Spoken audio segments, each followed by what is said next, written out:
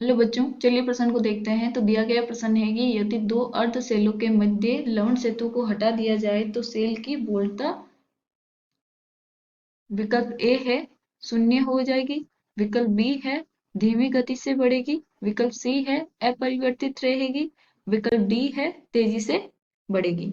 तो हमें बताना है कि जो हमारे दो अर्ध सेल होते हैं उनके मध्य जो लवण सेतु होता है अगर उसको हटा दिया जाए तो सेल की जो वोल्टता है उसमें क्या परिवर्तन होगा। तो विकल्प हमें दिए गए हैं, सही विकल्प का हमें चुनाव करना है। तो सबसे पहले हम क्या लिखेंगे, मुख्य उदाहरण,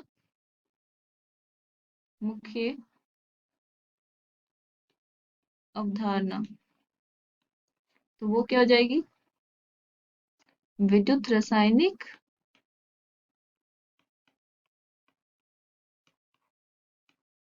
सेल, जिसको हम डेनियन या गैल्वेनी सेल भी बोलते हैं। तो हमें पता होना चाहिए कि विद्युत रासायनिक सेल होता क्या है और उसमें जो हमारा लवण सेतु है उसका कार्य क्या है और उसका चयन किस प्रकार से किया जाता है, और अगर उसको हटा दिया जाए तो उसके साथ तो हमारा जो सेल है उसमें क्या परिवर्तन होता है।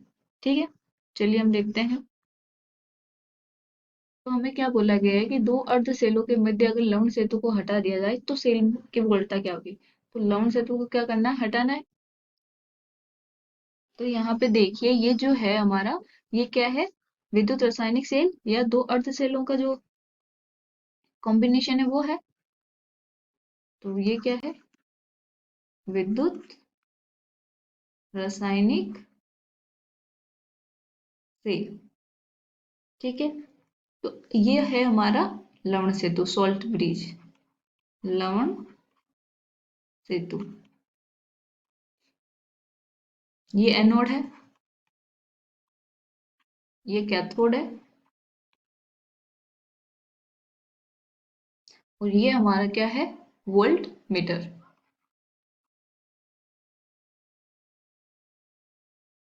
ठीक है, तो हमें यही पूछा है कि वोल्ट मीटर की जो वोल्टता है वो क्या होगी और कब, जब ये लवण सेतु हम यहाँ से हटा दें। तो चलिए हम इसको लवण को हटाने, अगर लवण सेतु को हटा दें तो कैसे बनेगा ये हमारा विद्युत सेल। ये दो हो गए हमारे पास पात्र, और इसमें हो गए ये हमारे इलेक्ट्रोड, ये एक एनोड, ये वाला कैथोड, ये जोड़ रखे हैं। ये हमारा क्या है, वोल्ट मीटर। अब यहाँ पे क्या था हमारा, लवण सेतु, वो हमने हटा दिया। तो यहाँ देखिए कि जो ये वाला है तो इसमें हमारे क्या बनेंगे, जो जेड एन है वो क्या करेगा, जेड एन प्लस दो के इलेक्ट्रॉन। ठीक है, तो इसमें क्या होगा, जो सी यू प्लस टू में है वो क्या करेंगे, दो इलेक्ट्रॉन ग्रहण करके किसमें बदलेंगे, सी यू में। तो यहाँ पे जो हमारे जेड एन, यहाँ पे इलेक्ट्रोड के जो जेड एन प्लस में आए, तो ये लवण सेतु का कार्य क्या होता है कि ये दोनों विलयनों को मिश्रित किए बिना एक विलयन से दूसरे विलयन में आयनों का प्रवाह करता है तथा बाह्यतम परिपथ के इलेक्ट्रॉन का प्रवाह करके परिपथ को पूर्ण करता है। तो हमें पता है जब हमारा परिपथ पूर्ण होता है तभी धारा प्रवाहित होती है। तो अगर हमने लवण सेतु को यहाँ से हटा दिया, अब यहाँ पे देखिए ये वाला क्या परिपथ पूर्ण है, तो लवण सेतु हटाने पर परिपथ अपूर्ण है या पूर्ण नहीं है। अपूर्ण है यानी पूर्ण नहीं है तो क्या होगा, विद्युत धारा क्या होगी, विद्युत धारा का प्रवाह नहीं होगा, अतः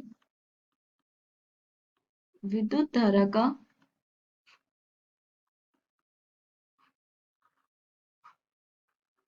प्रवाह नहीं होगा।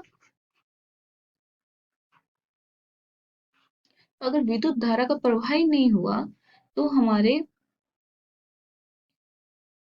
सेल की जो वोल्टता आएगी वो क्या आ जाएगी, जीरो। ठीक है, अब देखिए यहाँ पे हमारे क्वेश्चन में क्या दे रखा है कि दो अर्ध सेलों के मध्य लवण सेतु को हटा दिया जाए तो सेल की वोल्टता क्या होगी, विकल्प ए है शून्य, विकल्प बी धीमी गति से बढ़ेगी, विकल्प सी अपरिवर्तित रहेगी, विकल्प डी तेजी से बढ़ेगी। तो हमने यहाँ क्या बोला कि अगर लॉन्च सेतु नहीं है तो वोल्टा क्या आ जाएगी हमारी, जीरो। तो शून्य,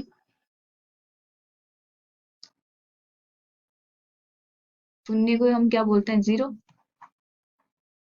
ठीक है, तो विकल्प ए क्या हो जाएगा हमारा सही उत्तर। आशा करती हूँ आपको समझ में आया होगा। धन्यवाद।